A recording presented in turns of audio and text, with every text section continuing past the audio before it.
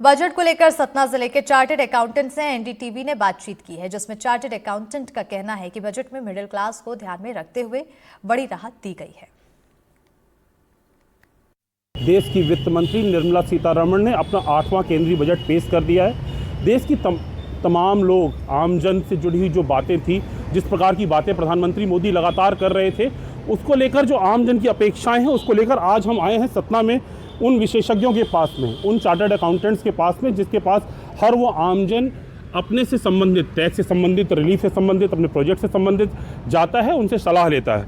हमारे साथ यहाँ पर विशेषज्ञों का एक विशेष पैनल है जिनको हमने आमंत्रित किया है। हमारे साथ सीनियर चार्टर्ड अकाउंटेंट विराग जैन जी हैं। विराग जी, आपका एनडीटीवी में स्वागत है। कैसा बजट देखते हैं आप? ये बहुत ही अच्छा और सराहनीय बजट है। वित्त मंत्री जी ने जो मिडिल क्लास वालों को जो बेनिफिट्स दिए हैं वो एक्स्ट्रा ऑर्डिनरी हैं। टोटल 12,75,000 तक जो सैलरी क्लासेस हैं उनको कोई भी अब टैक्स देने की ज़रूरत नहीं है, जो ये पहले 7.5 लाख रुपए था। और इसमें टॉयज़ इंडस्ट्रीज़ को, चिप्स को, एआई को बहुत ज़्यादा राहत दी गई है, जिससे बहुत ज़्यादा बिजनेस बढ़ेगा और अपन डेफिसिट से बहुत आगे बढ़ जाएंगे। अपडेटेड रिटर्न का टाइम लिमिट बढ़ा दिया गया है, 2 साल से 4 साल कर दिया है। तो जिनके बहुत पुराने रिटर्न्स नहीं फाइल होंगे उनको भी मौका मिलेगा कि वो अपने पुराने रिटर्न्स फाइल कर सकें। आमजन को रिलीफ पाती हैं आप? हाँ बिल्कुल, बहुत अच्छा बजट है। सारी चीज़ें सस्ती हो गई है इस बार, तो अच्छा है, बजट में बहुत अच्छा है। क्या? मैं सीए ऋतु नायक हूँ जी। बजट काफ़ी अच्छा है। कृषि के क्षेत्र में काफ़ी किसानों को फ़ायदा होगा। केसीसी लिमिट जो पहले 3 लाख थी वो 5 लाख कर दी गई है। और प्रधानमंत्री धन धान्य योजना के तहत करीब 170 लाख किसानों को इससे फ़ायदा होने वाला है। जो बिहार में मखाना प्लांट लगा रहे हैं, असम में यूरिया प्लांट लगा रहे हैं, इससे किसानों को काफ़ी फ़ायदा मिलेगा। मिडिल क्लास के लोगों के ऊपर तमाम बातें, क्योंकि जिस प्रकार की बातें लगातार की जा रही थी, पूर्व के बजटों में भी इस प्रकार की अपेक्षाएं थी, लेकिन कभी कुछ ऐसा मिला नहीं था जिससे आमजन बहुत उत्साहित हो सके।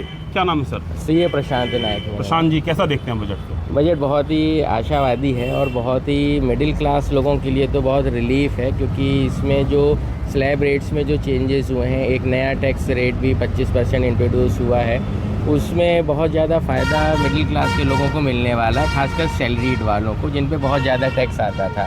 तो कहीं ना कहीं ये बजट सभी लोगों के लिए बहुत अच्छा है। सैलरीड लोगों के लिए बहुत अच्छा है जी। क्या शुभ नाम? महान गुप्ता जी। महान जी, कैसा देखते हैं बजट? तो मतलब अपेक्षा के अच्छा है, बेटर है। जितना एक्सपेक्ट किया था उससे ज़्यादा अच्छा है, ज़्यादा अच्छा निकल गया। बिल्कुल जी सर। मेरा नाम सीए सुमित अग्रवाल है जी। सैलरीड क्लास के साथ साथ बिजनेस और बाकी सेक्टर को भी काफ़ी राहत दी गई है। जैसे ट्रस्ट के केस में, अभी ट्रस्ट में क्या नियम थे कि अगर किसी ट्रस्ट को रजिस्ट्रेशन मिल जाता है 12 वे में, उसको हर 5 साल में रिन्यू कराना होता है। जो छोटे ट्रस्ट हैं उनके लिए लिमिट बढ़ा के 10 साल कर दी है। टीडीएस के प्रोविजन में बहुत राहत दी गई है। जैसे पहले 40,000 तक की बैंक की ब्याज की टीडीएस नहीं करता था, उसकी लिमिट को 50,000 कर दिया है। सीनियर सिटीज़न में पहले जो 50,000 की लिमिट थी टीडीएस ना कटने की ब्याज पे, उसको बढ़ा के 1 लाख कर दिया है। तो इसका ये मतलब है कि पैसा लोगों के हाथ में ज़्यादा आएगा, टीडीएस में पैसा ब्लॉक नहीं रहेगा। मेरा नाम सीए विवेक निगम है। जी विवेक। सर, हम देखते हैं कि भारत में सबसे ज़्यादा जनसंख्या यदि किसी क्लास की है तो वो मिडिल क्लास की है। तो हम लोग as a chartered accountant feel कर रहे थे कि इस बार जो स्लैब बढ़ाया जाएगा 8-9 लाख तक, ऐसा हो सकता है कि नो टैक्स लिमिट रखी जाए, लेकिन जो 12 लाख कर दी गई बेशक बहुत ही सराहनीय कदम है। इससे क्या होगा कि लोगों के पास एक्स्ट्रा पैसा रहेगा, वो पैसा को इसी इकोनॉमी में इन्वेस्ट होगा कहीं ना कहीं। क्या नाम है? मैं सीए पूजा गोयल।